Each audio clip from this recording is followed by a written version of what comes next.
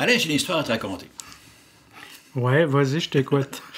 C'est l'histoire d'un roi qui rencontre un vieux sage. Et le sage lui remet un coffret, un petit coffre gros comme ça. Le coffre est fermé. Puis le sage dit au roi, t'as pas le droit de regarder qu'est-ce qu'il y a là-dedans, il faut jamais que tu ouvres le coffre. Le coffre est même pas fermé à clé, imagine-toi donc. Le roi prend le coffre, il amène ça chez lui, dans ses appartements, il ouvre un tiroir de commode, il se demande bien qu'est-ce qu'il y a dans le coffre, met le coffre dans le tiroir, ferme le tiroir. Il n'arrête pas d'y penser, tu comprends bien. Les jours passent, il se sortit d'aller voir qu'est-ce qu'il y a dans le coffre. Après quelques semaines, il fait une insomnie. 2 heures du matin, il se lève et dit « J'en peux plus, il faut que j'aille voir qu'est-ce qu'il y a dans le coffre. » Il se lève nu-pied dans ses appartements, se rend à la commode, ouvre le tiroir, prend le coffre, ouvre le coffre, puis là, il voit qu'est-ce qu'il y a dedans. Mais qu'est-ce qu'il y avait dedans, là, finalement? C'est important, là? L'histoire ne le dit pas. On ne sait pas.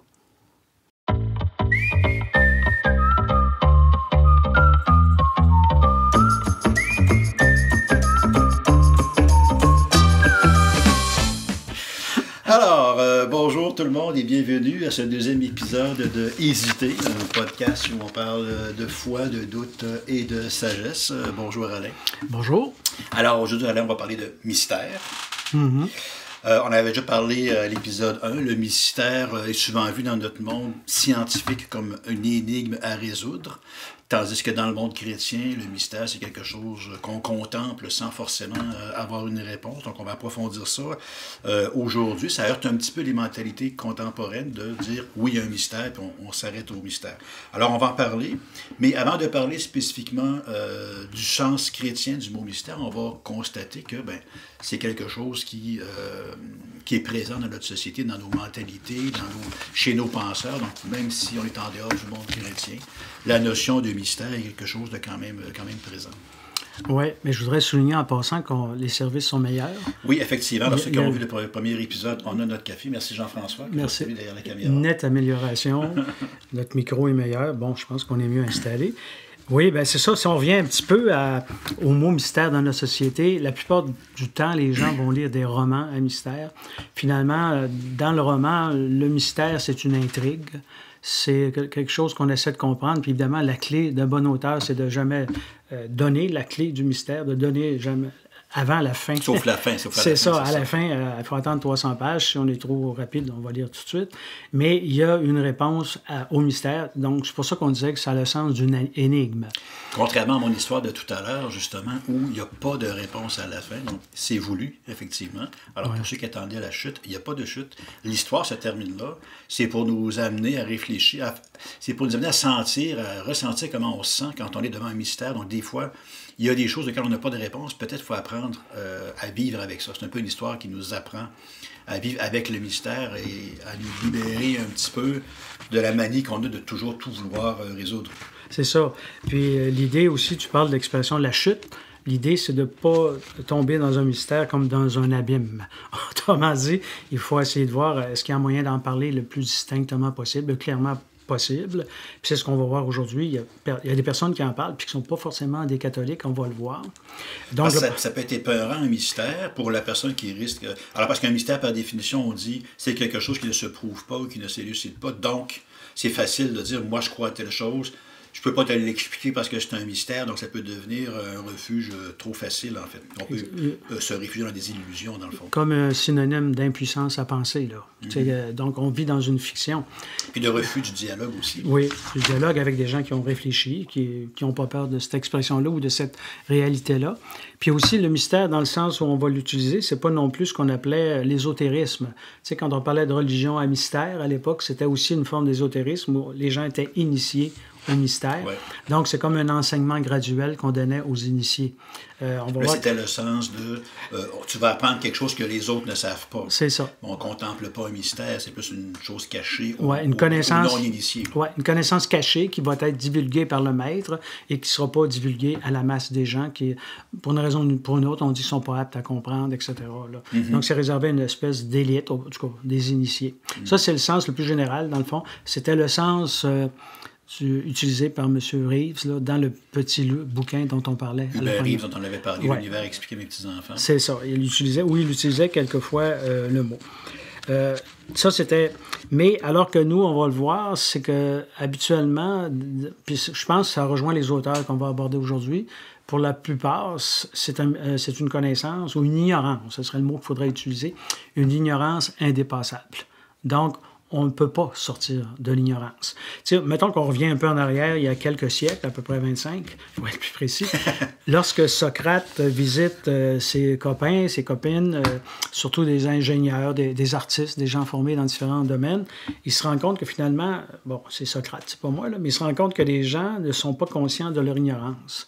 Donc, il va appeler ça la double ignorance. Je ne sais pas que je ne sais pas. C'est ça. Je ne sais pas, puis j'aime mieux pas savoir, ou je veux rester confortable dans ce que je sais et ne pas reconnaître ma double ignorance. Donc, pour lui, c'est un gros plus de passer de la double ignorance à la simple ignorance. Donc, je sais que je ne sais pas. Et je suis prêt à faire la recherche. Oui. Alors que là, c'est un gros défi quand on parle de mystère, parce que c'est pas une question de passer de la double à la simple ignorance et de l'ignorance à la connaissance, c'est que je sais que je ne saurais pas. Mm-hmm. Donc, c'est évidemment, pour quelqu'un qui passe sa vie à se cultiver, puis à étudier la science, puis à devenir un érudit, quelqu'un qui sait qu'il ne sait pas et qui ne le saura pas, donc même dans le futur, ça peut ressembler à une position de paresse. Alors, c'est ce qu'on va essayer de comprendre à travers les différents auteurs. C'est qu'on va regarder 3 auteurs en particulier, avant d'aborder la vision chrétienne de la chose, mais en dehors de la vision chrétienne, on a Hubert Reeves, dont on avait déjà parlé la dernière fois, et sur lequel on va revenir. Ensuite, André Comte-Sponville, qui est un philosophe très connu, et Roger Boisvert, un philosophe théologien québécois, on va en reparler, en tout cas, qui est un peu moins connu, mais qui a une position qui vaut la peine d'être énoncée aussi là-dessus. Ouais. Alors, si on commence avec Hubert Reeves, comment lui se définit par rapport au mystère, se positionne par rapport au mystère? Bien, d'abord, il faut faire une mise en garde en termes d'honnêteté intellectuelle. Si on voulait vraiment connaître l'opinion de Hubert Reeves sur le mystère, il faudrait pratiquement lire l'ensemble de son œuvre, vérifier s'il a été constant dans l'utilisation du mot, le contexte de la phrase, le contexte du paragraphe. Alors, tu connais toutes ces choses-là pour être honnête. Puis je pense que c'est important d'essayer d'être honnête, surtout quand on rapporte les opinions d'autrui. Donc, je dois reconnaître que je n'ai pas lu tous les livres d'Hubert Reeves, mais dans ce que j'en comprends, ça fait référence à ce qu'on appelait l'énigmatique, à l'énigme, c'est-à-dire le passage tout simplement de choses qu'on ne sait pas encore et qu'on va savoir. Puis sa foi à lui, en tout cas, apparemment, sa grande confiance, on ne connaît pas le détail de ce qui se vit dans la conscience des personnes, mais sa confiance à lui repose sur la méthode scientifique. Donc, si on parle en termes de certitude, mettons pour le scientifique, la certitude, c'est la valeur de sa méthode. Donc, ses conclusions, c'est des probabilités, donc c'est probablement vrai, mais là où il est certain, c'est ma méthode, c'est la meilleure. Oui, okay. La méthode empirique basée sur le sol. On oublie souvent ça parce qu'on dit la science dit la vérité, mais les scientifiques eux-mêmes, la science bien comprise, c'est pas, par définition, puisque la science évolue toujours, parce qu'on sait très bien que l'état des connaissances actuelles, c'est pas la vérité, puisque dans 50 ans, on va savoir autre chose. C'est ça. Donc, la seule chose qui est sûre, c'est que notre méthode est solide, et non pas que les connaissances sont conformes à la réalité, à la vérité. Tout à fait. C'est pour ça qu'en science, on va dire que la théorie est valide tant que de nouveaux faits ne viennent pas invalider la théorie précédente. Mm-hmm. Donc, la théorie n'a pas de prétention à être une explication définitive. Elle est une connaissance, qu'on va dire, probable. Mm-hmm. Mais pour y arriver, mes outils à moi sont meilleurs que n'importe quel autre outil. C'est du solide, c'est sérieux. Tout le reste, notamment la religion, encore plus la mystique, va paraître un peu faible, okay. Ou pas mal faible. Ça fait que dans le fond, la position d'Hubert Reeves, c'est la position classique de la science, au fond. Tout à fait. Ou des scientifiques. Mais comme je ne peux même pas juger sur sa conscience à lui, je peux encore moins juger sur la conscience de tous les scientifiques, parce qu'il peut y avoir... C'est tout à fait possible. Un scientifique qui s'inscrit dans un grand projet de recherche, qui fait du 8 à 5, qui fait son travail sérieusement, mais ça n'a aucun impact sur sa vision de la mystique ou sa vision de la foi. C'est deux choses différentes. C'est une méthode de travail, essentiellement, mais qui est efficace. Ouais. Puis sa grande force, c'est qu'elle est liée au génie humain, aux technologies et au génie appliqué. Donc, les ingénieurs ont les compétences pour appliquer dans des objets utiles à la vie ou permettre d'aller sur la Lune, ce que ne permettra jamais la religion, la spiritualité ou la mystique.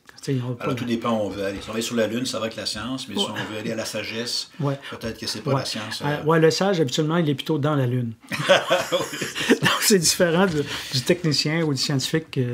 C'est pour ça que ça nous éblouit. C'est aussi éblouissant que quelqu'un qui prie dans son coin ou qui médite dans son coin. C'est pas éblouissant. Ouais, j'ai écouté un historien des sciences dernièrement sur un podcast qui expliquait que les physiciens, les astrophysiciens sont généralement beaucoup plus ouverts à l'idée d'une conscience universelle qui nous dépasse, quelque chose de transcendant qu'on pourrait appeler Dieu. Mais, donc, dans le domaine des sciences, les physiciens, les astrophysiciens sont rendus tellement loin qu'ils n'ont pas le choix d'admettre qu'il y a des choses qui nous dépassent, plus que, mettons, les biologistes qui, eux, sont un petit peu plus matérialistes, je dirais. Là.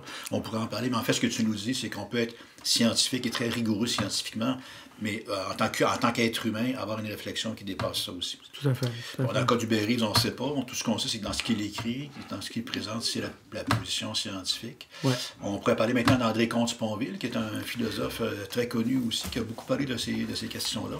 Oui, puis, en tout cas, de toute façon, on va mettre les références sur notre site, là, mais ce qui est intéressant, c'est que c'est un philosophe qui est ouvertement athée et qui écrit beaucoup sur la spiritualité, notamment sur le sens du mystère. Donc, c'est fort intéressant parce que dans son cas, on ne peut pas dire « Ah, c'est parce qu'il veut défendre une religion ou tel mystique ou tradition religieuse ».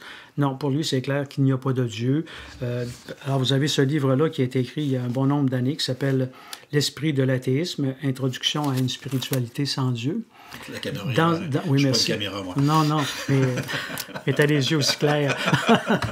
Donc, ici, on a ce bouquin-là qui est fort intéressant parce qu'il prend la peine d'expliquer son point de vue sur la spiritualité. On n'a pas beaucoup parlé de spiritualité parce qu'on commence, mais on y reviendra, mais on pourra peut-être revenir comment il la caractérise. Là. Il y a beaucoup de points de ressemblance et non avec une spiritualité plus classique, mais c'est clair qu'il n'y a pas de place pour un Dieu. Et donc, on ne peut pas dire, là, c'est comme, est-ce qu'il ne pourra pas tomber, lui, dans une forme de mystification, mais lui aussi va se donner des outils pour éviter de parler de mystique tout en évitant en évitant les mystifications. C'est un philosophe. Donc, normalement, il est dans la raison pure. C'est intéressant parce que toi, tu le connais mieux que moi. Il y a un gars comme Michel Onfray, qui est aussi athée, un athée militant, peut-être, puis même un peu agressif au début de sa carrière, qui a écrit des livres assez virulents contre la foi, la religion en général. Mais lui, il ne semble pas s'intéresser au mystère. C'est un petit peu ce que tu mentionnais l'autre fois. Oui. Je vais faire la même mise en garde qui a été faite avec Berry. Je n'ai pas lu tout, et Michel Onfray, qui est genre 140 livres, donc je n'ai pas tout lu. Ouais. J'ai écouté beaucoup d'entrevues, tout ça, puis effectivement... Alors, les seuls moments où je l'ai entendu parler de mystère, Michel Onfray, c'est quand il parle du décès de sa conjointe, qui est décédée il y a quelques années. Ouais. Et puis, il a souvent raconté l'expérience là, en entrevue, puis il explique que au moment du décès de sa conjointe, qu'il aimait beaucoup, il y a un réflexe spontané qui est de dire « ça se peut pas, elle n'est pas morte pour vrai, donc elle est quelque part, donc la vie existe après la mort ». Puis lui qui ne croit pas du tout à la vie après la mort, s'est surpris lui-même à commencer à inventer une vie après la mort juste parce qu'il ne pouvait pas accepter le fait que la personne était disparue. Donc, pour lui, il y avait comme le germe là-dedans de la religion, qui est une fumisterie pour lui. Là. Donc, il disait simplement, les hommes inventent la religion parce qu'on a un mouvement qui nous force quasiment, qui nous invite, en tout cas de façon irrésistible, à inventer ce monde-là pour supporter la souffrance. Ouais, comme un grand chagrin. C'est un chagrin évident, là, quand tu parles d'un amoureux, une amoureuse. Ça devient une béquille ou une invention de l'homme. Voilà, on pourra en parler. Donc. Mais effectivement, sinon, Michel Onfray ne parle pas de mystère, il fait de la démystification constamment. De son point de vue à lui, même l'existence historique de Jésus n'est pas établie. Donc, ce qu'il veut, c'est démystifier, donc détromper les gens, ramener à la vision purement matérialiste des choses. On ne parlera pas ici de la question passionnante de l'existence historique de Jésus ou pas.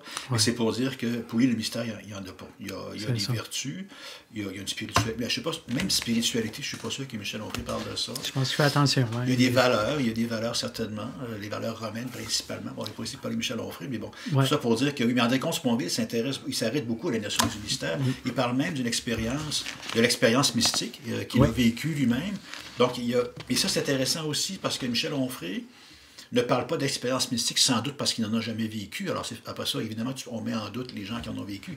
André Comte-Sponville, il n'est pas croyant, il n'est pas religieux du tout, mais vu que lui a vécu une expérience qu'on pourrait appeler mystique, il ne peut pas nier qu'il y a quelque chose à quelque part. Tout à fait. La seule chose, on va y revenir un peu plus dans le détail, c'est que si on compare, par exemple, à Éric Emmanuel Schmitt, ce qui a vécu dans le désert, qui était pour lui une expérience de révélation, puis qui a créé une espèce de conversion qui est devenue religieuse. Dans le cas de Sponville, ça n'a aucun rapport avec quelque conversion que ce soit. Et puis il s'explique, puis il fait attention, il dit aux gens qui le lisent, attendez, là, je ne suis pas en train de dire que je crois dans une quelconque forme de transcendance. Pour lui, c'est clair, c'est pas le cas. Il considère que ça ne dépasse pas la philosophie. En fait, il n'y a aucune conclusion philosophique à tirer de son expérience.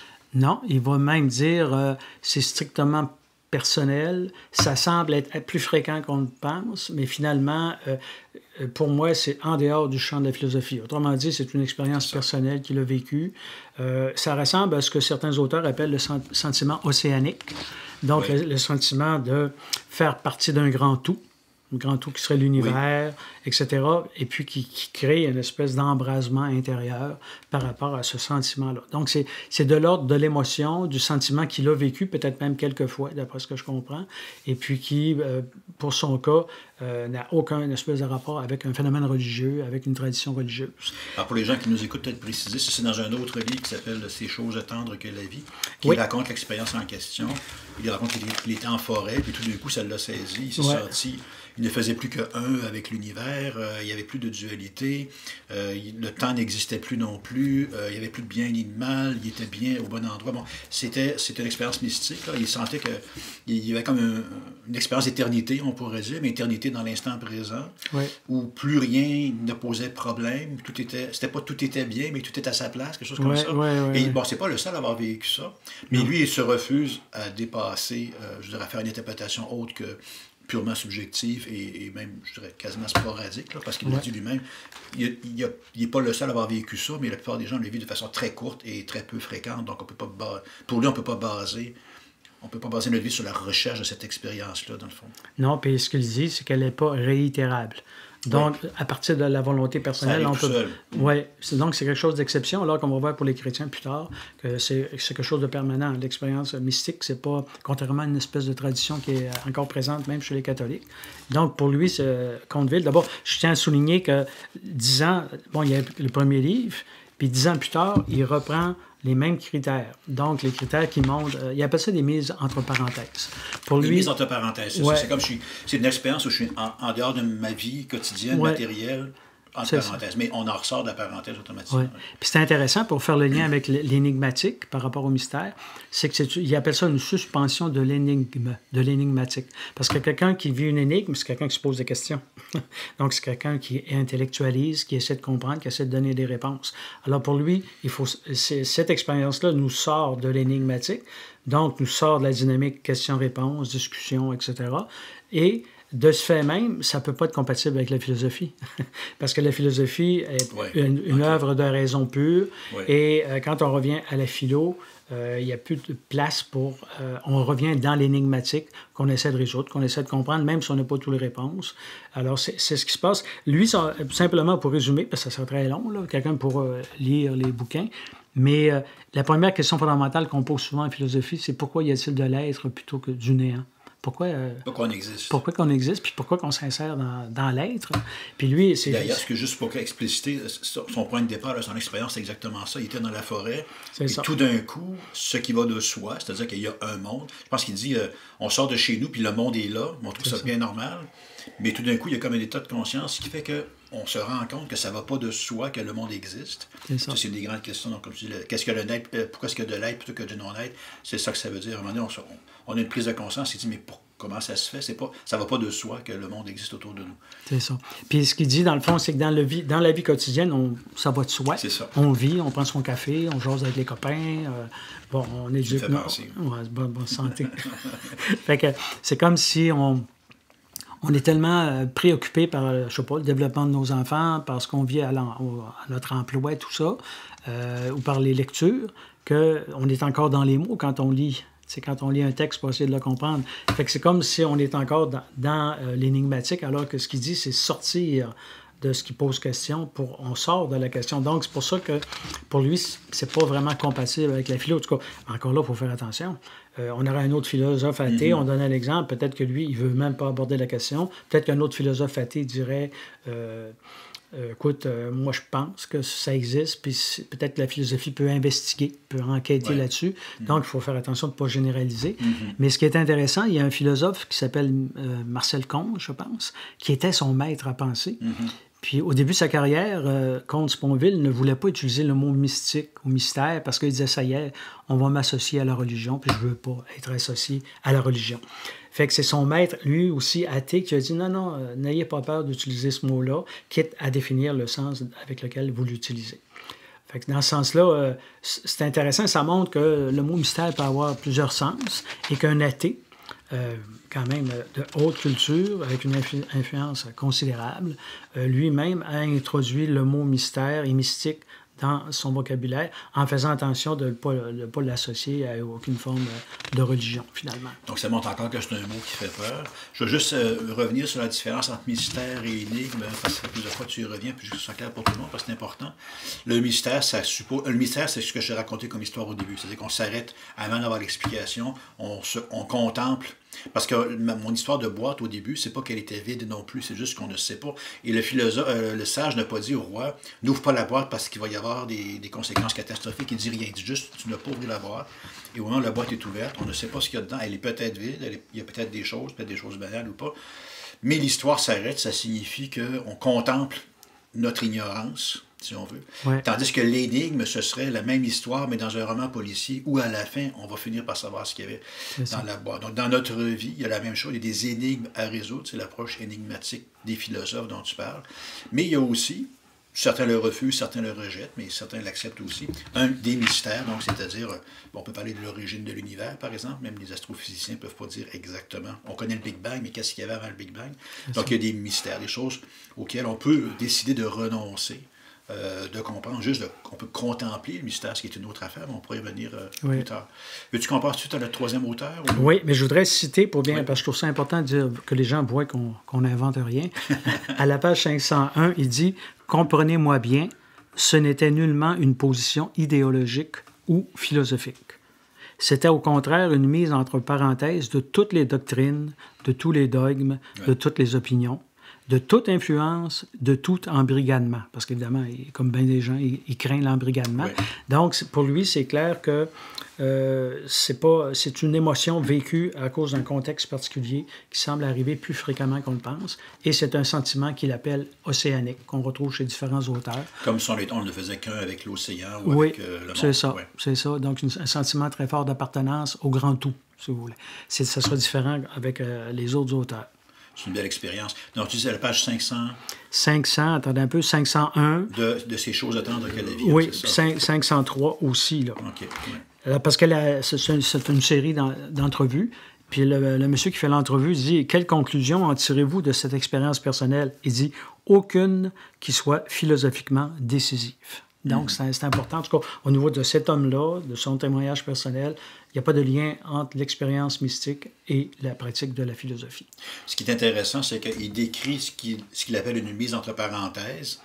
Puis cette expérience-là, il la met entre parenthèses lui-même aussi. Il refuse, dans le fond, d'en faire quelque chose. Oui, parce qu'on ça devient un mystère de ce point de vue-là, parce que lui-même, il refuse d'essayer de l'expliquer, au fond. Oui, c'est ça. Ce que, mettons, Éric Emmanuel Schmitt va aller dans une autre direction. Lui aussi vit une expérience un peu alternative, là. Puis lui, il va accepter d'investiguer un peu les traditions spirituelles religieuses, puis se retrouve dans certaines d'entre elles, là, comme la foi chrétienne, finalement. Là. Mais lui ne va pas dans cette direction-là. Là. Il veut... Je pense que les philosophes sont souvent assez prudents pour ne pas mêler philosophie et religion, sagesse philosophique et sagesse religieuse. Je pense par souci de protection de la discipline aussi. Oui, par intégrité, puis par décision aussi, j'ai envie de dire parfois, parce qu'il ne croit pas à la valeur. Il ne croit pas, donc il ne veut pas. À la valeur d'un autre type de discours sur le même sujet. La fidélité à soi-même aussi. Alors, on passe à notre troisième auteur, qui est Roger Boisvert, qui est un Québécois, donc moins connu là, internationalement, je dirais, mais que tu as trouvé quand même intéressant. Donc, un livre qui s'appelle comment? Le titre, c'est « Pour la suite de l'humanité, une lecture agnostique des vertus théologales ». C'est un gros projet. Oui. Donc, peut-être tout simplement pour clarifier en partant, les gens qui nous écoutent, le mot « agnostique », qu'est-ce que ça veut dire? Donc, dans la langue française, le « a », c'est un « a » privatif. Donc, c'est une lecture qui nous prive d'une connaissance. Le mot gnose veut dire connaissance. Donc, c'est comme s'il fait une réinterprétation de ce qu'on appelait dans la tradition chrétienne les vertus théologales. Ceux et celles qui sont plus âgés, qui ont les cheveux blancs, qui nous écoutent, Mais moi, j'ai des cheveux blancs, c'est assez abstrait. C'est assez abstrait pour toi. C'est quand moi j'étais jeune, je viens de la campagne. Tu parles à tous ceux qui ont 60 ans et moins qui nous écoutent. OK. Alors, quand j'étais jeune, on avait ce qu'on appelle le petit catéchisme. Oui. Et dans le catéchisme, il y avait cette question et réponse. Puis on disait, c'est quoi les vertus théologales? C'était la foi, l'espérance et la charité. Donc, la foi, c'est un type de connaissance. La charité, c'est l'amour, un amour gratuit en termes de charité. Et l'espérance, c'est ce à quoi on peut s'attendre lorsqu'on est chrétien. Donc, ça a un sens bien précis, là. Mais là, nous, lui, ce qu'il veut faire, puis là, c'est un peu ce que je voudrais présenter. Puis évidemment, comme je l'ai fait pour les autres auteurs, c'est important d'être honnête. Parce que c'est un document de 200 pages, c'est un essai clair, mais exigeant. Donc, il faut le lire attentivement pour comprendre quel est le but de l'auteur. Le point de départ, sa dénonciation, c'est pas d'abord les religions, c'est le capitalisme libéral. C'est-à-dire qui nous a conduit finalement à une crise écologique importante. Avant d'aller plus loin, je vais juste revenir sur le titre pour ceux qui vont comprendre, qu'on fasse le lien donc vers une lecture agnostique des vertus théologales. C'est très contradictoire parce que agnostique, comme tu dis, ça veut dire la position de l'agnostique, c'est celui qui dit « je ne sais pas si Dieu existe ou n'existe pas, je ne le sais juste pas ». Donc, mais c'est pas une position de foi. Puis vertus théologales, ben, là, c'est axé sur la foi. Donc, une lecture agnostique des vertus théologales, ça semble un peu paradoxal. Donc, tu dis, lui, il part du point de vue plus écologique et très, encore une fois, matérialiste. Là, c'est le monde qui nous entoure. Oui. Ben, tu as raison de parler de paradoxe. Là. Je lui en ai parlé un petit peu. Là. C'est un titre paradoxal parce que c'est comme si tu disais, je vais d'un concept d'un certain sens, un mot d'un certain sens, et je lui investis une nouvelle signification. C'est pas tout à fait de l'agnosticisme, ça. C'est comme de dire, c'est comme si moi je tourne la page par rapport à la signification de ces mots-là, foi, espérance et charité, et je lui octroie un nouveau sens. Okay. Donc, pourquoi il fait ça? On va y revenir. On va voir un petit peu pour bien présenter son point de vue. Parce que pourquoi je vous le propose comme témoin à la barre, c'est que dans son document, il parle abondamment du mystère. Donc, c'est extrêmement intéressant, là, sa façon d'aborder les choses. Mais on va voir que c'est un sens différent du sens chrétien, catholique romain ou les autres grandes confessions. Donc, pour bien illustrer son point de vue, il va parler d'un grand récit. Il va dire que pendant des siècles, l'Occident, on en a peut-être parlé un peu l'autre fois, avait 3 grands piliers. Mettons qu'on prend l'Europe, on laisse tomber l'Amérique du Nord, mais même l'Amérique du Nord, il y avait 3 grands piliers. C'est la philosophie grecque et latine. C'est aussi le droit romain, ce dont on a hérité, ici au Québec, entre autres, le droit civil, et la spiritualité catholique, qui venait chapeauter tout ça pour donner un sens à l'ensemble du vécu social, tant qu'on était en régime de chrétienté, donc l'époque médiévale, etc. Aujourd'hui, on a comme renoncé à la spiritualité massivement, mais on a gardé une tradition juridique, puis on a gardé la philosophie qui a encore une importance pour nous. Mais lui, ce qu'il va dire, c'est que c'est grâce à la science et non aux religions qu'on peut savoir ce qui se passe à l'échelle de l'humanité. Donc, seule la science est capable de produire un propos qui est universalisable, qui peut être compris par tout le monde, dans toutes les cultures, dans toutes les langues. Et les conclusions de la science, c'est ça va mal au plan climatique, il faut changer nos mœurs, notre façon de vivre. Et puis, les religions, parfois, semblent hésitantes par rapport à ça, alors que la science est capable de démontrer son point de vue. Donc, il dit qu'on est passé d'un grand récit, un récit qui incluait la foi religieuse, à un nouveau récit qui est un récit inspiré par les sciences, parce que la science est capable de démontrer son point de vue et de l'universaliser. Alors, c'est les 2 avantages comparatifs de la science. D'une part, tout le monde sur la planète. Alors, il n'y a pas d'exclusivité. Souvent, les religions, bien, on va dire un bouddhiste ne croit pas la même chose qu'un chrétien, etc. Donc, il y a une espèce de division, de divisibilité. Oui. Tandis que la science, bien, ça peut toucher tout le monde et rejoindre tout le monde. Puis, en plus, la science peut plus facilement démontrer ce qu'elle croit, ses croyances, que la foi, qui, encore une fois, va s'en remettre au mystère jusqu'à un certain point. C'est ça. Fait que lui, dans le fond, comme c'est un théologien, il a abondamment étudié la foi. C'est un docteur en théologie. Docteur en théologie, donc il a abondamment étudié la foi.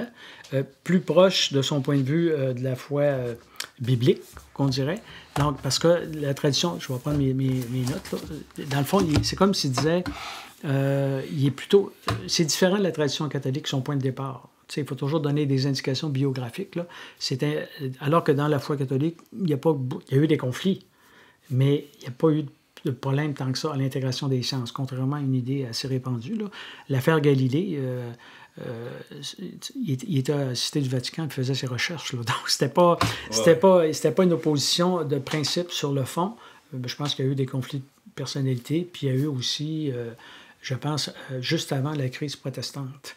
Donc, c'est comme si les autorités catholiques en avaient plein les bras avec la crise protestante. Ils ne voulaient pas ajouter une autre crise. En tout cas, je dis ça rapidement. Non, mais on peut y revenir parce que c'est vraiment important. Là, ouais. C'est important de déboulonner le mythe selon lequel la foi chrétienne est incompatible avec la science, parce que c'est un point important, mais c'est pas le sujet d'aujourd'hui. Là. Non. Mais même Galilée, effectivement, il y a un effet de verre grossissant sur l'affaire Galilée, ouais. Qu'on ne peut pas nier, mais en même temps, Galilée, enfin, on en reparlera, mais c'était pas aussi dramatique que ce qu'on en a fait plus tard. Non. Mais on pourra en reparler un jour, mais ça, c'est un point important. Ben, dans le fond, pour revenir à la thèse de M. Boisvert, c'est qu'il y a un grand récit qu'on a mis de côté, qui a été remplacé par un nouveau récit. Et ce récit-là, contrairement à l'autre, est beaucoup plus vraisemblable. Donc c'est le récit scientifique, qui remplace le récit religieux ou le récit de la foi. Et donc, pourquoi? Parce qu'il parle des faits, parce que la démarche scientifique est capable de prouver ce qu'elle avance.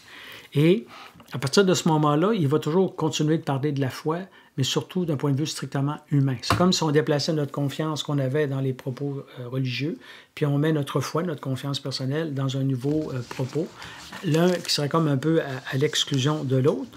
Là où c'est là que son point de vue est intéressant, pour lui, la science a quand même une limite. C'est que lui, il définit quand même de manière un peu restrictive le mystère. Pour lui, le mystère, c'est l'ignorance sur l'origine et l'ignorance sur la fin, sur le but.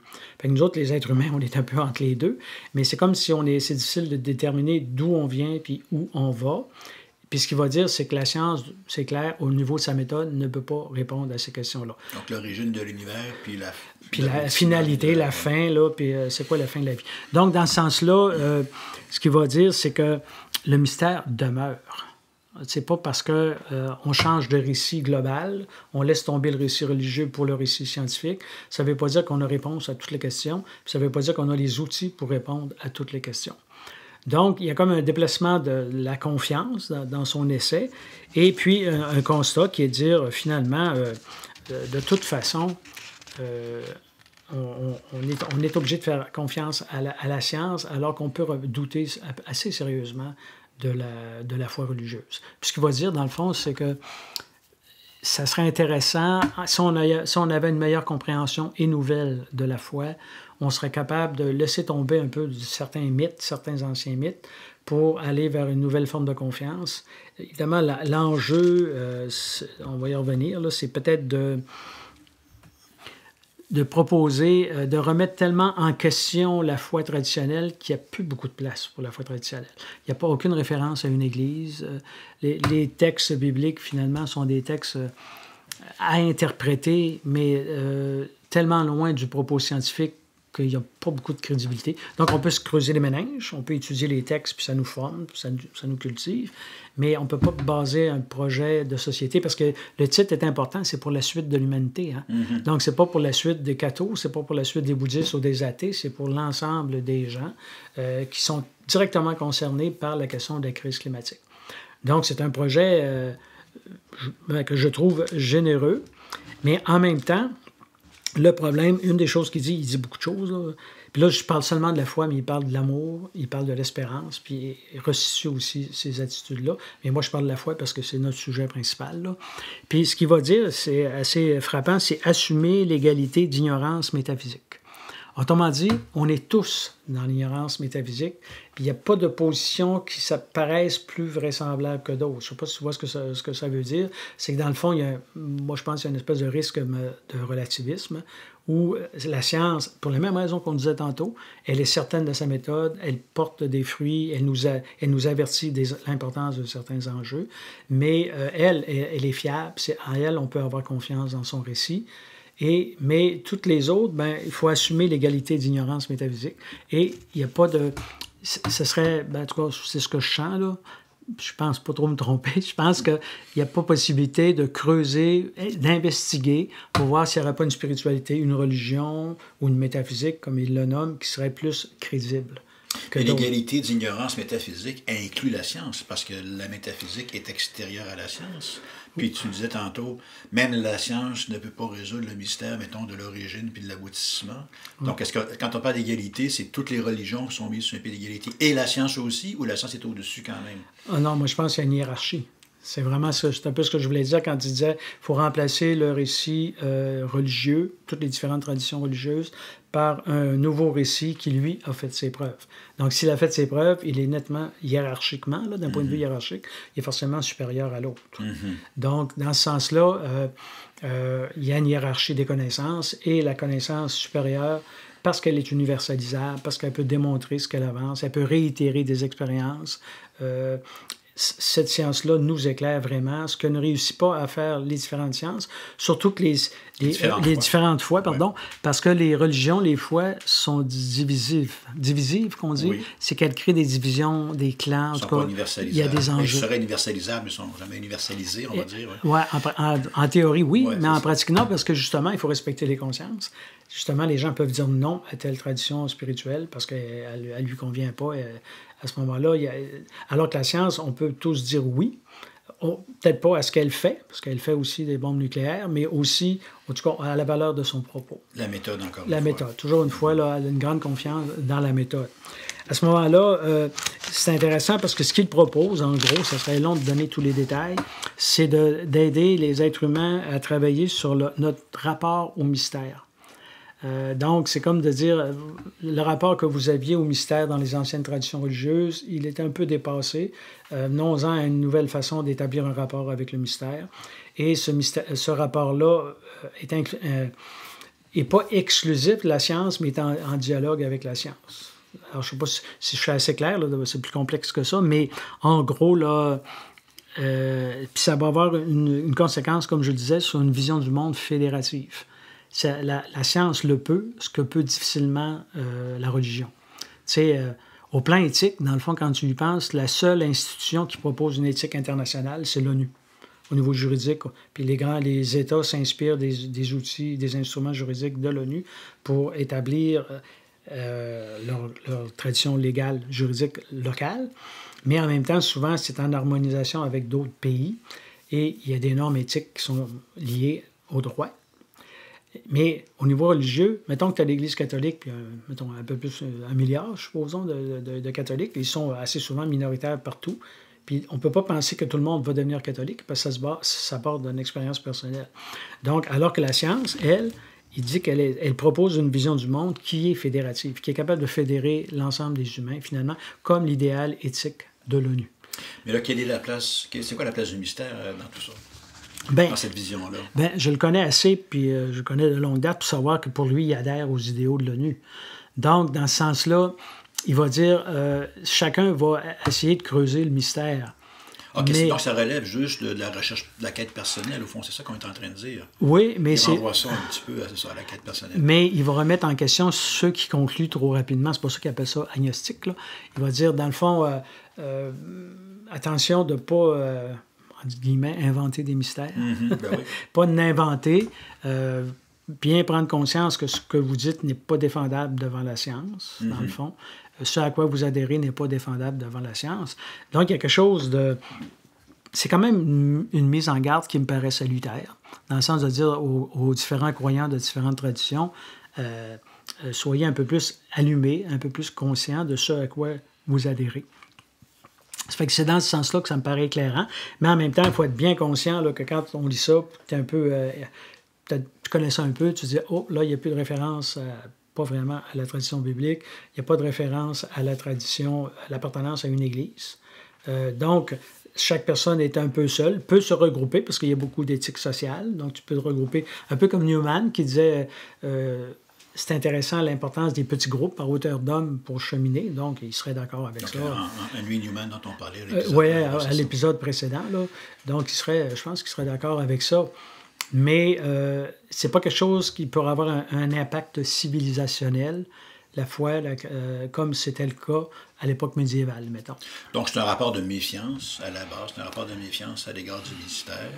Puis qui est, encore une fois, comme tu dis, tout à fait logique et raisonnable, parce qu'on peut créer des mystères à volonté et puis juste se rabattre sur le fait que de toute façon, vu que c'est un mystère, je ne peux pas te le prouver, je ne peux pas te le démontrer. Donc effectivement, il y aurait des balises, il y a des balises à installer pour éviter de tomber de déraper ou de chirer en bon québécois. Oui.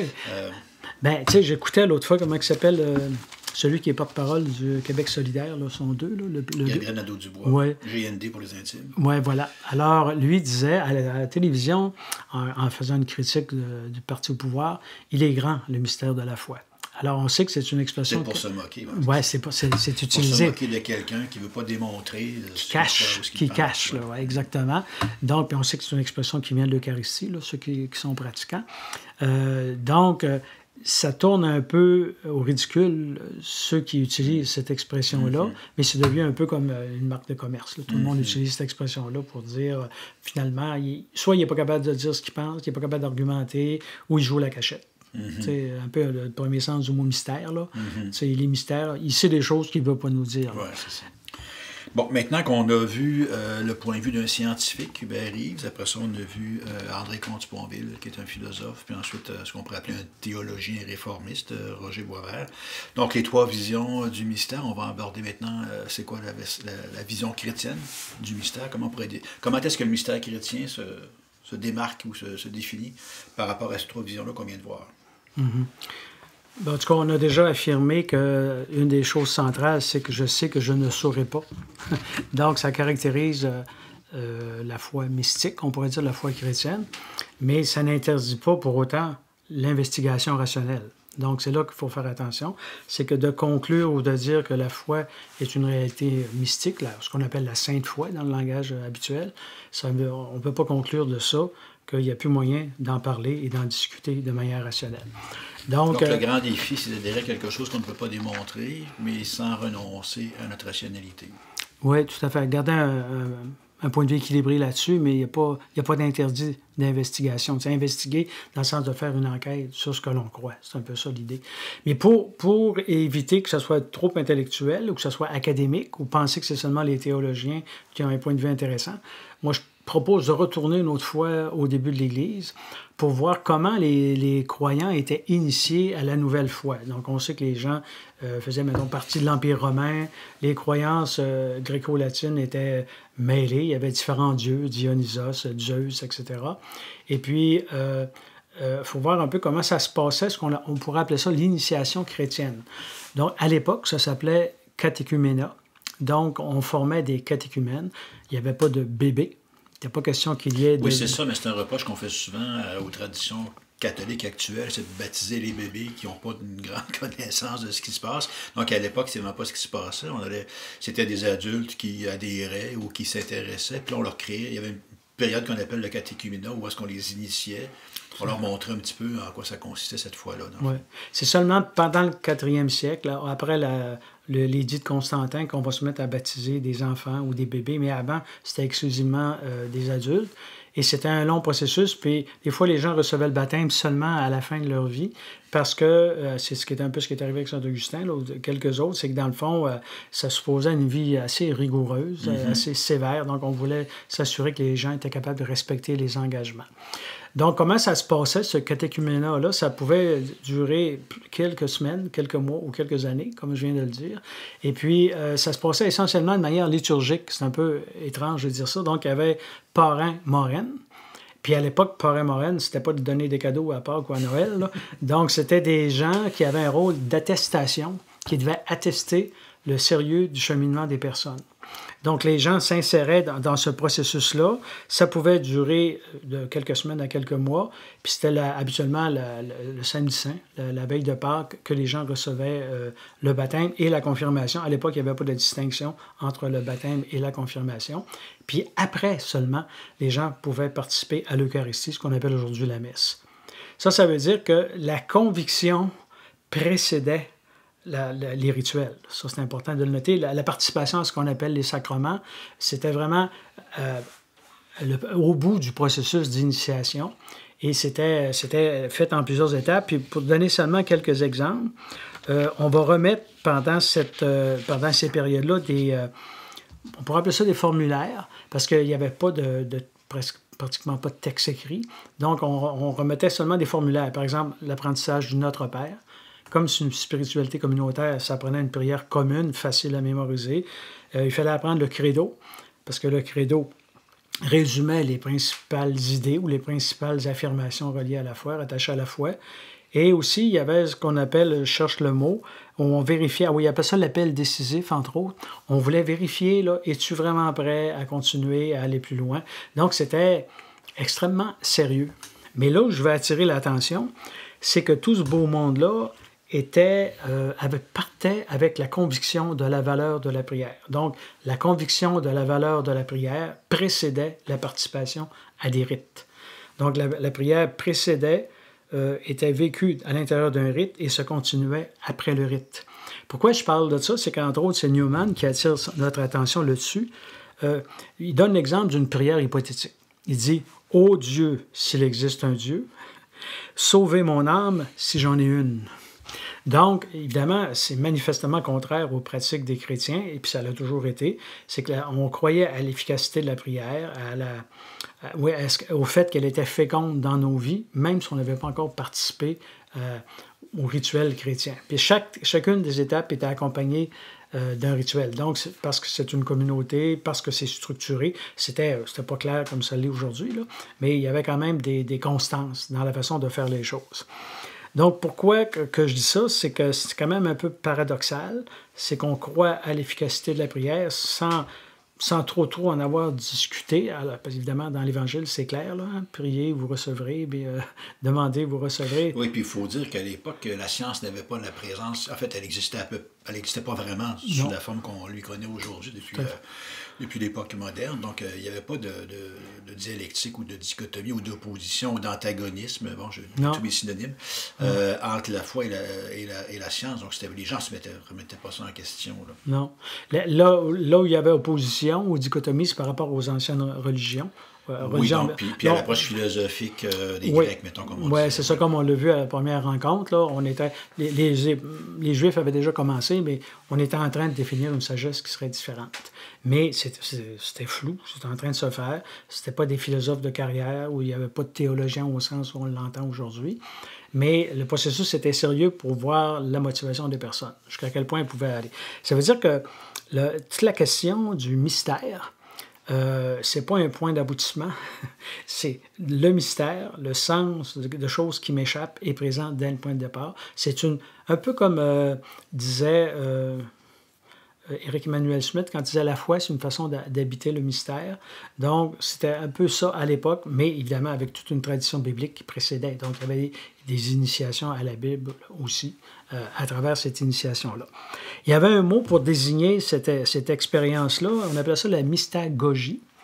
Donc, si on fait la référence, par exemple, à la pédagogie, c'était le nom de l'esclave qui menait à pied, parce que le pédagogue, c'est celui qui mène au maître. Ce n'est pas... Nous autres, aujourd'hui, la pédagogie, c'est la pédagogie du maître, mais à l'époque, le pédagogue, c'était l'esclave qui menait à pied l'enfant.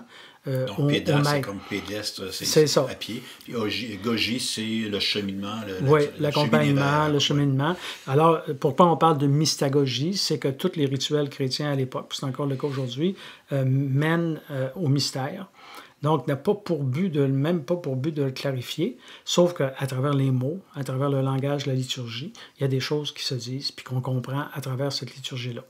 C'est pour ça que je le dis, là, parce que de temps en temps, il faut dire un mot latin pour avoir l'air sérieux.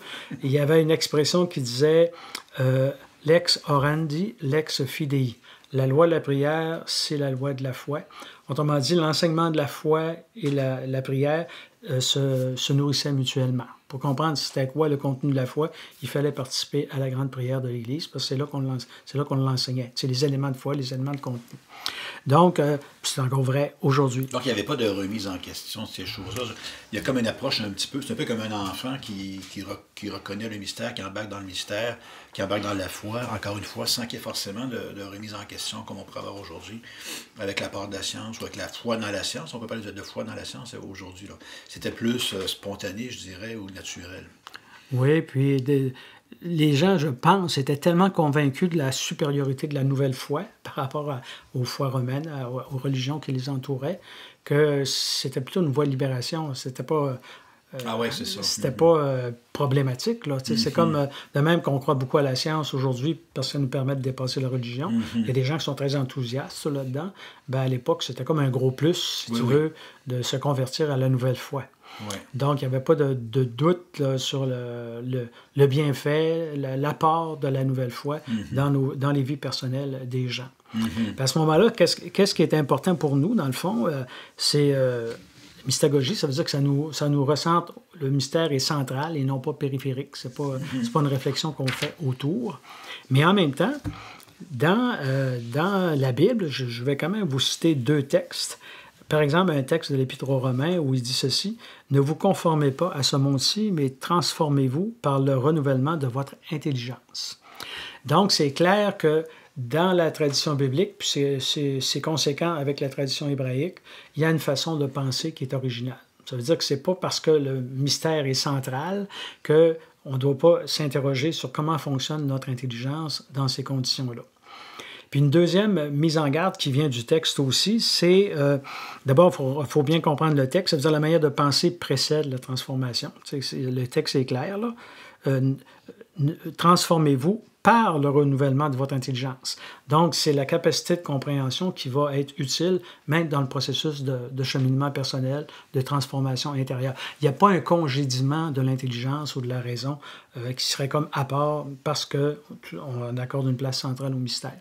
L'autre texte que je voulais vous souligner, c'est de Saint Paul. C'est dans la fameuse Épître aux Corinthiens, quand il dit « Dans une assemblée, j'aime mieux dire 5 paroles avec mon intelligence que pour instruire les autres que 10 000 en langue. » Donc, c'est intéressant. Ça veut dire que c'est mieux d'avoir le même idiome, la même langue, puis être capable de se comprendre, que de parler de multiples langues, puis on n'est pas capable de s'entendre sur qu'est-ce que tu veux dire. Donc, c'est intéressant. Donc, ça veut dire, parce qu'on parle de la parole de Dieu. Si Dieu a parlé, il faut être capable de le comprendre. Puis si on en parle en tant qu'être humain entre 2 personnes, bien, il faut être capable de parler la même langue. Ça veut dire que... Donc, ça, c'est la part de rationalité qui fait qu'on peut se comprendre. Oui. Parce qu'il y a des points communs entre nous. Oui, puis tu sais, en français, il y a un verbe qui dit « intelliger ». Donc, il faut comprendre. Il faut quand même essayer de comprendre c'est quoi qui se passe. Donc, dans ce sens-là, le mystère a une place centrale, mais c'est une des composantes de la sagesse chrétienne. Parce que probablement que la question que tu dois te poser, puis que les gens se posent aussi, c'est « Coudon, quand est-ce qu'on va parler de sagesse? » Parce que le podcast porte sur foi, doute et sagesse. Ben là, dans la foi, on en a parlé, le doute aussi, la sagesse, on est rendu là. Oui, c'est ça. C'est que dans le fond, moi, il pourrait en avoir, ça pourrait être archi compliqué, là, si on demandait à des théologiens, mais moi, je dirais qu'il y a comme 4 composantes. La première composante... De la sagesse, c'est pour les premiers chrétiens, là, ce qui me paraît, je sais pas, ils l'ont peut-être dit dans d'autres mots, là, mais la première chose, c'est un texte, sauf que c'était pas notre Bible qu'on a aujourd'hui, c'était surtout l'Ancien Testament, des lettres qui circulaient, les lettres de Paul, puis un peu plus tard, l'écriture des évangiles. Mais pour eux autres, il n'y avait pas de... Tu sais, Gutenberg n'existait pas, là. Il n'y avait pas de copie papier. C'était une espèce de tradition orale. Puis à l'époque, on sait que les gens avaient des processus mnémotechniques pour retenir les éléments d'information pour bien vivre, finalement. Donc, la première chose, c'est l'idée que cette écriture-là qui est en train de se former, c'est une écriture sainte. Donc, inspirée. Je donne une définition du catéchisme de l'Église catholique. La foi chrétienne n'est pas une religion du livre. Ça, c'est intéressant, parce qu'on sait qu'un gars comme Michel Onfray va dire que pour les croyants, par exemple, les catholiques, ils aiment la Bible à l'exclusion de tous les autres livres. Mais non, c'est que le texte est important, mais il y a d'autres éléments importants, c'est ceux que j'ajoute. Le deuxième ajout, c'est l'idée d'une conscience individuelle qui est consentante. Donc, c'est moi qui consens à ce qu'on me dit. Je réfléchis sur ce qu'on me dit. Là. Je ne suis pas passif dans l'écoute des opinions d'autrui, que ce soit l'opinion divine ou que ce soit l'opinion des gens qui ont une autorité. Donc, la foi, ce n'est pas un logiciel qu'on entre dans une machine qui se transforme automatiquement. Ça prend un consentement de la machine, j'ai envie de dire. Oui, c'est ça, qui réfléchit. Puis qui n'est pas passif. La personne n'est pas passive dans la réception de ce qu'on lui dit. Donc, c'est le deuxième élément. Donc, l'idée d'un texte inspirant, mais qui n'est pas à l'exclusion de tout autre. Donc, c'est un texte important, mais on peut le commenter. C'est là que je vais en venir. On peut le commenter, oui. Donc, l'idée d'une autorité interprétative ce qu'on appelle les épiscopes, ceux qui auraient comme succédé aux apôtres, dans le fond. À l'époque, il n'y avait pas de distinction prêtre, diacre ou des choses comme ça, là, ou évêque, là, c'était plus vague que ça, mais il y a l'idée d'une autorité. Donc, c'était une communauté organisée, structurée, où il y avait une autorité enseignante. Et peut-être le quatrième élément qui va faire sursauter les gens, c'est l'idée d'un tiers, l'Esprit Saint. Donc, les gens étaient convaincus que pour connaître le texte et mieux le comprendre, ça devait se vivre dans un certain climat d'intériorité, parce que les croyants pensent encore que l'Esprit Saint éclaire les consciences individuelles et la communauté. Ça veut dire que ça fait comme 4 éléments. Je tiens à ajouter que dans le catéchisme, le nouveau catéchisme, on dit « La Sainte Écriture doit être lue et interprétée à la lumière du même esprit qui la fit rédiger. » Là, comment ça se passe? C'est une autre histoire. C'est un mystère. Ben là, c'est un peu mystérieux, mais ce que ça dit, dans le fond, c'est qu'un des aspects centraux de la mystique chrétienne, c'est la question de la prière. Tu ne peux pas penser, participer ou comprendre cette sagesse-là seulement à partir d'éléments de contenu, de réflexion, mais ils sont là et ils ont une importance. Donc, on voit déjà que se dessinent des différences entre ce qu'on a dit à date sur le mystère. Tu sais, la réflexion est là dès le point de départ, mais elle va s'élaborer par la suite. Parce que je parlais d'investigation tantôt. Donc, on peut embarquer dans ce cheminement-là et investiguer, donc étudier. Mais on peut faire le choix de se retirer. C'est ce qui se passe pour les gens qui on va dire des fois apostasie, là. Des gens qui se retirent complètement de cette démarche-là parce que ça les insatisfait. Ils ne sont pas à l'aise. Est-ce qu'on pourrait dire, d'après toi, que c'est déjà un mystère? Par exemple, tu parles de l'intervention de l'Esprit Saint. On fait confiance en ça. C'est même un paramètre nécessaire, une condition nécessaire. Il y a un mystère dans ça aussi. Je veux dire, encore une fois, pour bien des gens, l'Esprit Saint, il intervient. D'abord, est-ce qu'il existe? Deuxièmement, si oui, il intervient comment? Est-ce qu'encore une fois, il n'y a pas des risques d'interpréter des choses? Bon, est-ce que tu considères ça comme un mystère en soi ou si dire je fais intervenir l'Esprit Saint dans ma réflexion de libre arbitre, là, oui. Mais quand même avec l'intervention d'un tiers? Est-ce que c'est un mystère en soi, ça aussi? Ben, je pense que oui, mais j'irai plus loin. Ça montre que ce qu'on appelle l'Église, la communauté des croyants, c'est pas seulement une institution en crise. Ça montre qu'il y a une capacité de rebondissement interne à cette communauté de personnes-là, parce que les gens sont vivants, parce que les gens ont une foi vivante, et cette foi vivante-là est alimentée par la prière. C'est pour ça que, je sais pas, je donne un exemple comme saint Thomas d'Aquin, par exemple, qui va avoir toujours le souci de réciter une prière avant de faire sa recherche, avant d'élaborer son point de vue. C'est un grand théologien du 14e siècle, 13e siècle. Donc, il va élaborer son point de vue, mais toujours dans un contexte de prière. Ce que j'ai pensé, si on a un peu de temps, c'est de vous lire, la dernière rencontre, tu parlais du livre La Sagesse.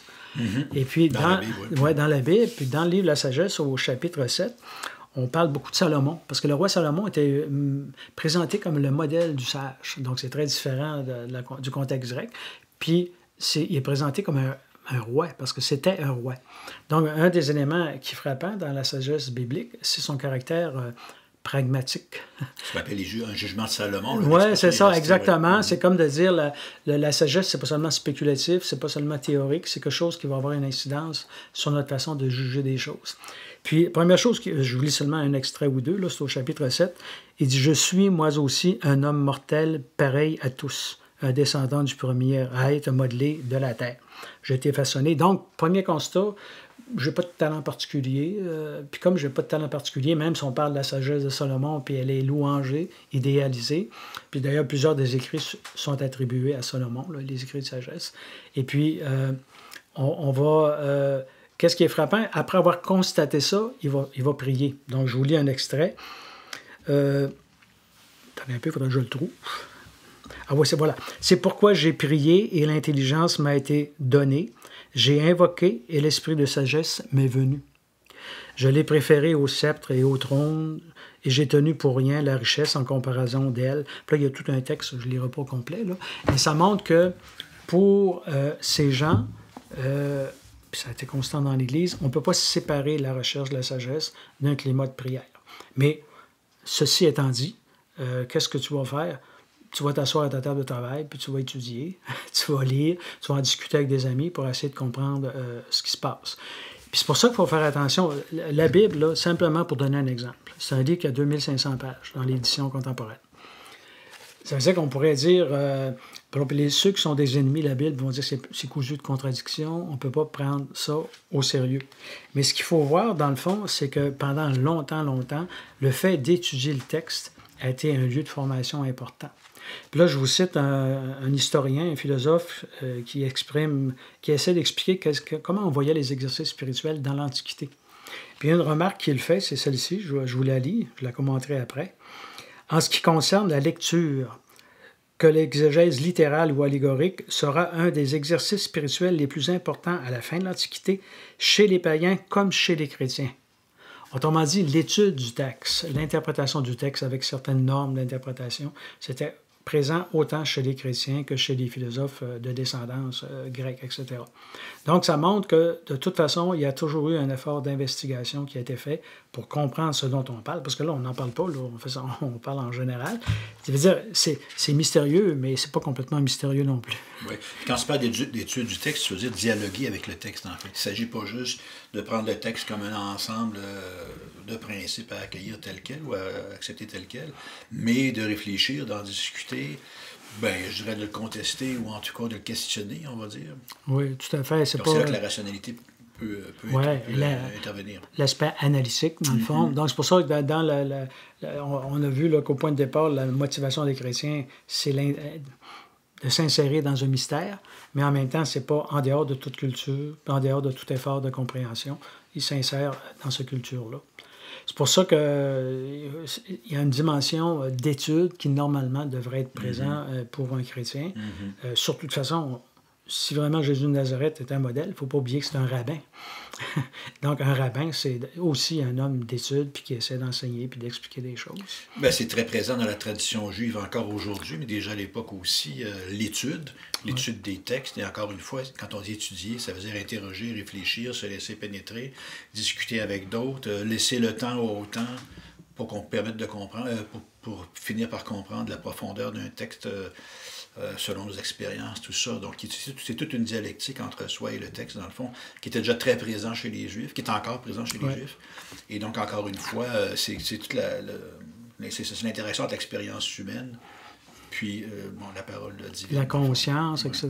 Puis le groupe aussi, je parlais de l'autorité des épiscopes, là, des évêques, c'est que ces gens-là sont à la tête de groupes de croyants. Donc, c'est beaucoup... c'est pas l'intellectuel de cabinet, comme on dit, là, qui va pouvoir faire avancer la théologie. Il n'y a pas de problème avec ça. Mais dans la vie quotidienne, habituellement, ça va se vivre en communauté, en petite communauté, de discussion autour des textes, là. Justement, pour essayer d'en saisir le sens le plus évident, le plus utile aussi pour la vie quotidienne. Alors, pour conclure notre podcast là, sur le thème du mystère, on va revenir à une chose dont on a parlé au début, le piège du mystère. Est-ce qu'on peut se laisser mystifier par un mystère à partir du moment où on admet que le mystère n'est pas explicable? Est-ce que ça veut dire qu'on doit admettre n'importe quoi comme vérité? Donc, pour éviter de sortir, de tomber dans ce genre de piège-là, ça prend un dialogue entre la rationalité et la foi. Donc, ça prend des balises pour essayer d'approcher un mystère et sans se faire mystifier. Donc. Alors, on n'a pas beaucoup de temps, peut-être qu'on peut les énumérer relativement rapidement, on va faire qu'est-ce qu'on peut, mais c'est quand même important de dire, d'abord, oui, ça fait partie de la réflexion. On ne peut pas basculer dans un mystère non plus sans abandonner complètement l'intelligence. Et alors, c'est quoi les balises qu'on pourrait se fixer pour progresser vers un mystère ou contempler un mystère sans se faire mystifier, dans le fond? Dans le fond, il faut être conséquent avec ce qui a été affirmé. Pour un scientifique, par exemple, pour éviter la mystification, ce qu'il va dire, c'est que je vais rester fidèle à ma méthode. Oui. Je ne sortirai pas de ma méthode parce que le mystère, pour moi, c'est plutôt une énigme à résoudre. À moins, individuellement, il peut dire « Ah, il y a l'énigme, mais il y a autre chose qui m'échappe vraiment. » Mais pour être fidèle à sa méthode, c'est ce qui va l'assurer d'éviter la mystification, donc de sombrer dans la bêtise ou l'irrationnel, d'une certaine façon. Donc, c'est vrai pour le croyant aussi. Là. Tout à fait. Ça va être une méthode différente, parce que ce ne sera pas la méthode scientifique, mais lui, il va avoir sa propre méthode. Qui va être composée de quoi? Plusieurs affaires, mais je reviens. Pour Sponville, sa façon de ne pas sombrer dans l'irrationnel ou la mystification, c'est de revenir à la philosophie. Parce Oui. qu'on l'a vu tantôt, c'est que pour lui, l'expérience mystique, c'est quelque chose d'exceptionnel qui est de l'ordre de l'émotion, le sentiment océanique, etc. Donc, on peut vivre un moment tout à fait inouï, mais c'est pas l'ordinaire de la vie. Il raconte son expérience mystique, mais il dit tout de suite après, mais revenons à la philosophie. Ouais, c'est une façon, ça. ouais, c'est sa façon de revenir, entre guillemets, au bon sens, là, C'est ça. et à la raison. Ouais. Puis pour M. Boisvert, dans le fond, on pourrait dire d'une certaine façon que son essai se rapproche d'un essai philosophique davantage que théologique, au sens classique du terme. Ça veut dire que ça va être un peu le même repère, surtout qu'il y a une grande confiance à la science qui est manifestée. Donc, ça va être comme... Il va présenter la foi comme quelque chose de très humain et capable d'esprit critique. Donc, il va dire... Et il donne un peu l'impression que les croyants traditionnels ou les chrétiens traditionnels n'ont pas réussi à faire face à ce défi-là. En tout cas, c'est un peu son constat à lui. Là. Donc, c'est ce qu'il dit. Puis là, pour les chrétiens, comment éviter la mystification? C'est pas simple. Je dis pas que les chrétiens, on est plus facilement mystifiés, c'est pas ça. Ben, c'est un terrain plus miné, j'ai envie de dire, puisqu'on accepte le mystère. Dès le point de départ. Oui, c'est ça. Donc, c'est un équilibre plus difficile à atteindre. Donc, mais ça, on n'est pas les premiers à y avoir pensé. Ça fait 2000 ans ça existe. Donc, c'est quoi les balises qui existent là pour... donc... Bien là, je ne sais pas si on va avoir le temps de ce que je te propose, parce que j'en ai une dizaine. Oui, ben écoute, 1 minute par balise, ça nous fait 10 minutes. OK, bon, ben là... On reviendra au pire ou plus tard, mais... Ben probablement qu'on va y revenir un jour. C'est bien beau de compter des histoires sans fin, mais j'aimerais ça qu'on ait une conclusion quand même. Donc, pour les chrétiens, je dirais la première balise, c'est utiliser sa raison pour nommer le mystère sans prétendre l'expliquer. Donc déjà reconnaître que ça existe, le mystère. Le mystère existe, puis qu'on peut pas capable d'expliquer. Donc, c'est pour ça que on reconnaît sa présence de manière inexplicable. C'est ce qui est arrivé dans l'histoire de l'Église. Dans l'histoire de l'Église, il y a eu des conciles où il y avait plein de gens qui s'arrachaient les cheveux pour faire un effort pour bien nommer le mystère, pas pour le prouver, parce que certains mystères ne sont pas prouvables. Vivre la recherche dans un contexte de prière, ça peut l'air bizarre, mais la recherche de sagesse, je l'ai donné l'exemple de Moïse tantôt. Il peut y avoir différentes formes de prière, on n'est pas là pour en discuter. Mais c'est ça, mais c'est important aussi, il y a des gens qui vont évacuer la valeur de la prière, puis on respecte ça aussi, mais pour ceux qui vivent ça, ça change quelque chose dans la façon d'appréhender le mystère et d'en discuter. Il y a une transformation entre avant et après.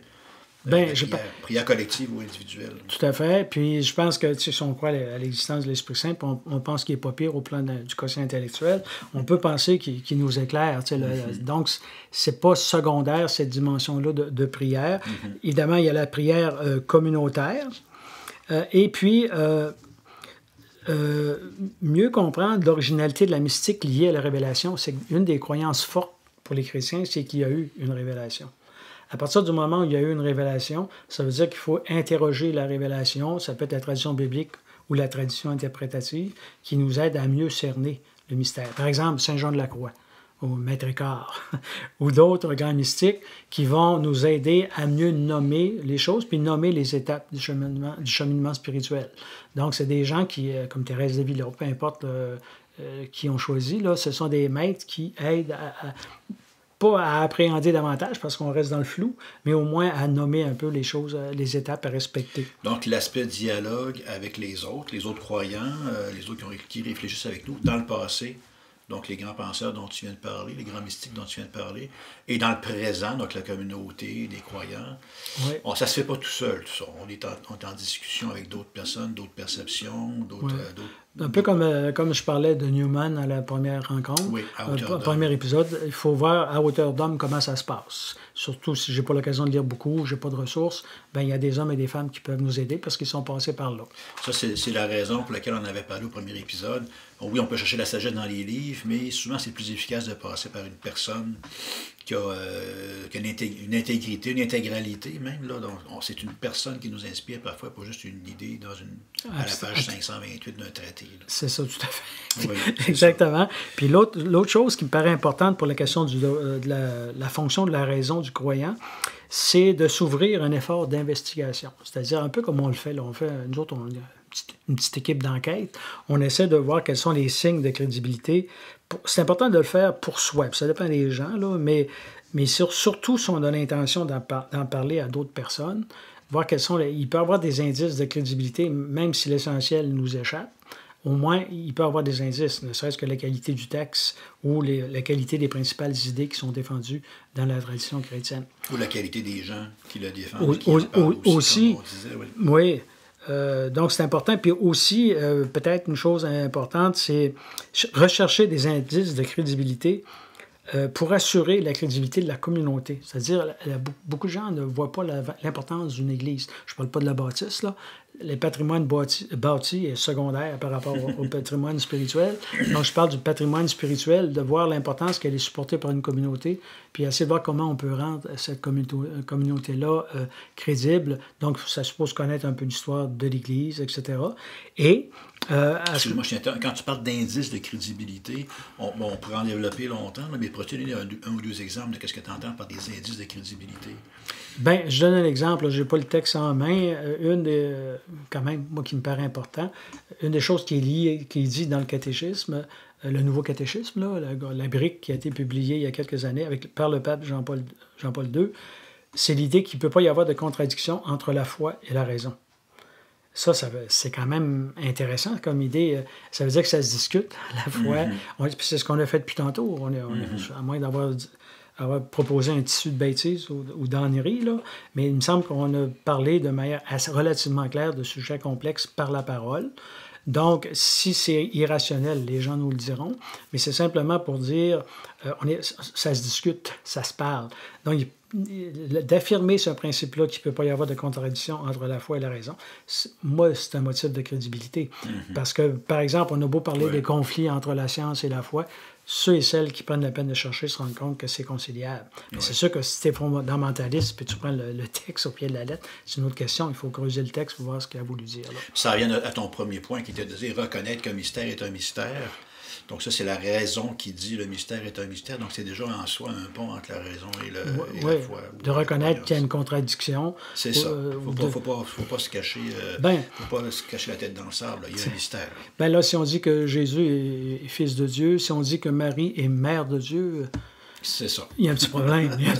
On ne va pas faire de test d'ADN pour le prouver, ça n'arrivera pas. Non. Il y a un petit problème. L'autre chose qui est plus difficile, c'est la révélation est close, en partie. Donc, ce que Dieu avait à dire, Dieu ne se répète pas, il ne passe pas son temps. Nous autres, on peut se tromper souvent, là, mais à moins d'avoir une vision un peu infantile de Dieu, on ne peut pas dire que Dieu passe son temps à se tromper, puis à répéter, puis à corriger, etc. Il y a une espèce d'évolution des idées dans la Bible, mais en principe, c'est ce que l'Église dit, la révolution est close, elle est terminée. La révélation. Oui, puis qui inclut ce qu'on disait tantôt, les éléments de sagesse, dont le texte biblique, la tradition interprétative, l'essentiel est dit.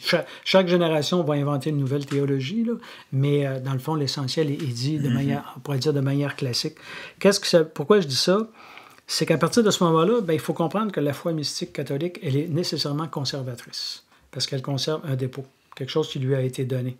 Mais en même temps, c'est comment être conservateur sans être fixiste. Je ne sais pas si tu vois ce que je veux dire. Ouais. Donc, le but, c'est pas d'être fixé dans le passé, mais c'est de référer à un héritage qui nous parvient pour l'interpréter et l'appliquer aujourd'hui. C'est quoi les conséquences de ça aujourd'hui dans ma vie? Le traducteur et l'engagé que je suis comprend très bien de quoi il est question. Quand on parle de langue, c'est la même chose.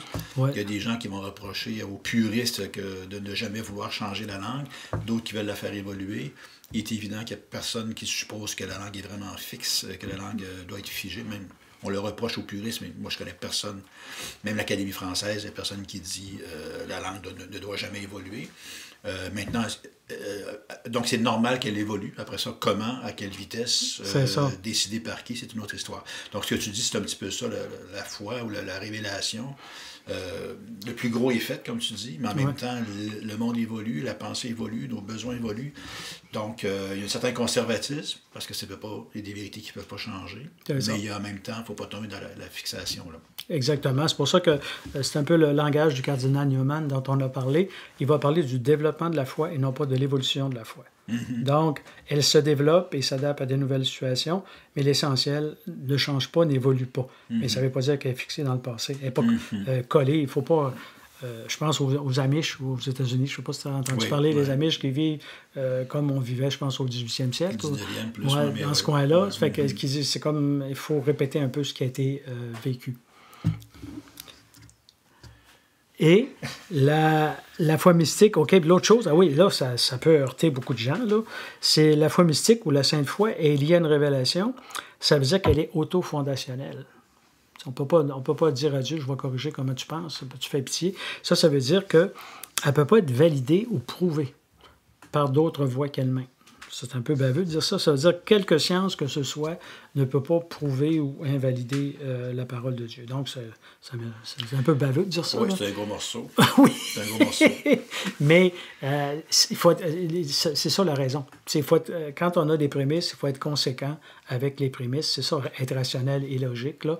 Si on pense que la révélation est close, il faut dire que l'essentiel a été dit. Puis des nouvelles méthodes d'investigation ont sûrement une valeur. À l'université, on le voit, les sciences humaines, l'histoire, géographie, peu importe. Tout ça a une valeur qui leur est propre, mais ils ne sont pas là pour attester, mais plutôt pour aider aux besoins.